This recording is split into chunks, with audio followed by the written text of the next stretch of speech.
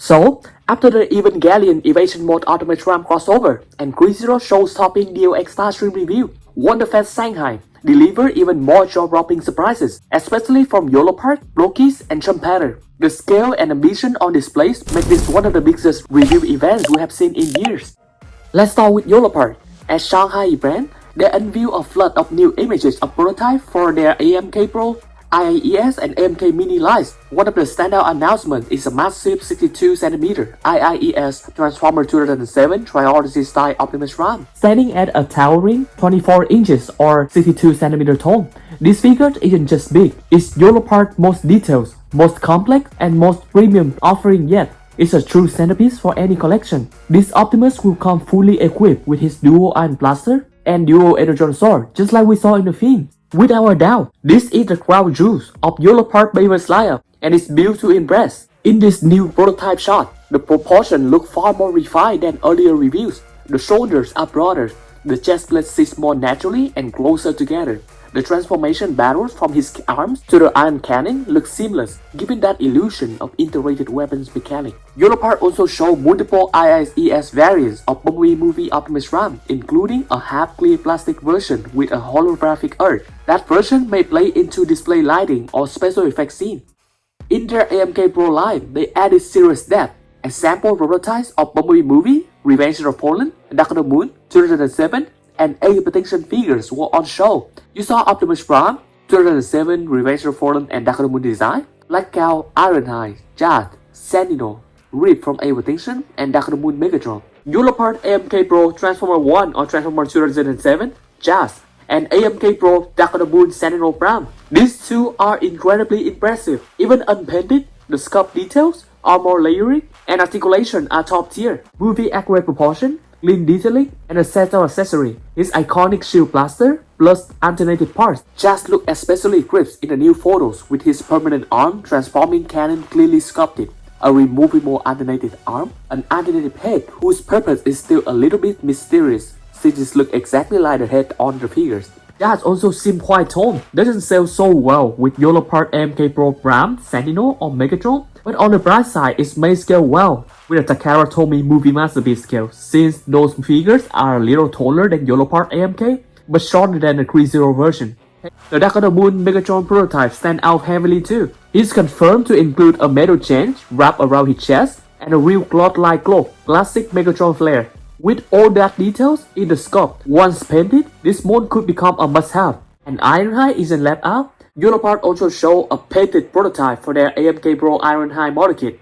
The paint on that prototype already rivals the KO oversized models for Black Apple, even the Threezero DOX Ironhide that's coming. Now's the real highlight of Yolopark AMK Pro Series, Sentinel Prime. This guy is massive, standing right alongside Optimus Prime in height, maybe even a bit taller, exactly how he should be. The sculpt is loaded with insane mechanical details, layer armor, sharp panel lines, and joints that look like they came straight from the Shanghai model. He just screamed premium. And of course, Sentinel comes with his full iconic arsenal. The giant combat shield and his dual blades is everything we need to create his legendary showdown with Optimus in Dark of the Moon. What makes it even better is that AMK Bros mean no compromise. You getting all of the articulation you expect from a Yolopark kit, so Sentinel can hit all of those powerful and dynamic poses that a transforming figure just can't pull off. Combine that with Yolopark scaling, it perfectly matching Prime, Megatron, and Jazz, and potentially with the 30 series line, at least for deluxe figures. And it's clear that Sentinel is set to be the centerpiece of this entire lineup. This is the premium Sentinel Prime fans have been waiting years for, and it looks like Yolopark absolutely nailed it. And beside the star of the show, Rip and Blackout from AMK Pro Series continue to impress with their latest prototype form shown at WonderFest. Both figures look absolutely incredible, perfectly capturing their on-screen presence with Yolopark's signature sharp detailing and dynamic proportion. Rip's sleek samurai silhouette and Blackout towering, heavily armed design really highlight how much care Yolopark is putting into each Bayverse character. It's clear that after Jazz, Ironhide, and Sentinel, the AMK Pro Series line is shaping up to become the ultimate modern collective of live-action, non-transforming Transformers. On the AMK Mini front, Yolopark revealed Dark of the Moon Optimus Prime and Dark of the Moon Megatron in painted form.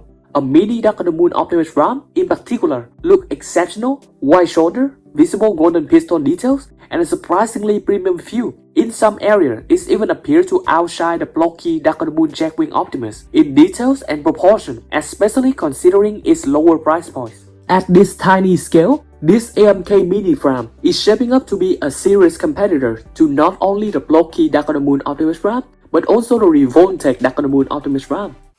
Blokees also came out swinging. Their booth revealed new Dark on the Moon Megatron and Dark on the Moon Bumblebee Model Kits, expanding their classic class line. This choice after the pre-existing Dark on the Moon Jetwing Optimus, expanding their roster. The prototype for these new figures looks solid. They directly compete with Yolopark upcoming release from the AMK Mini line.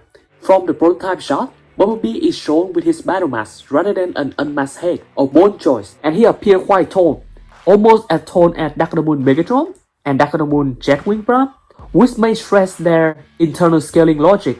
That could be a mismatch in their line, but it also means that he will display nicely alongside Yolopark AMK Pro Series pieces, a synergy collectors will always want to exploit. Now, moving over to Trumpeter, one of the most consistent, yes, maddeningly slow line in the Transformer hobby right now. Their display was packed, not because of surprises, but because of how stunning these prototypes still look after all this time. Front and center wants to have again, Dropkick. And yes, we have seen him before multiple times, even in painted proto form, but he still steals the show every single appearance. The sculpting erasure shot, every vent, rotor, and armor plate capture the movie level accuracy. His blue metallic paint gleams under the display line, and that blade accessory looked perfectly deadly. It's easily one of the most impressive mini-scale Dropkick rendition ever made. The only problem is, we're still waiting. After all this review, no final release date yet. But Trumpeter didn't stop there. Returning alongside him were the full lineup of Bumblebee Movie and Rise of the Beast prototypes, including Rise of the Beast Optimus Primal, Rise of the Beast Optimus Prime, Rise of the Beast Bumblebee, and Rise of the Beast Mirage, all show again in their updated prototype form. The painted Rise of the Beast Bumblebee still stand out beautifully with signature yellow sheen. And of course, from the Cybertronian side of the Bumblebee Movie line, Starscream and Thirst work once again on displays, reminding everyone how tight and trim accurate those early figures were.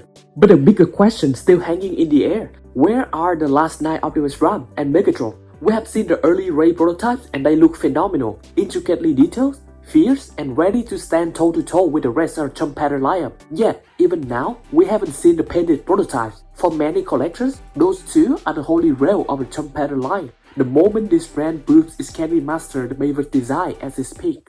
Next, let's shift focus to Way Studios, who show up at WonderFest with some of the most visually arresting display pieces.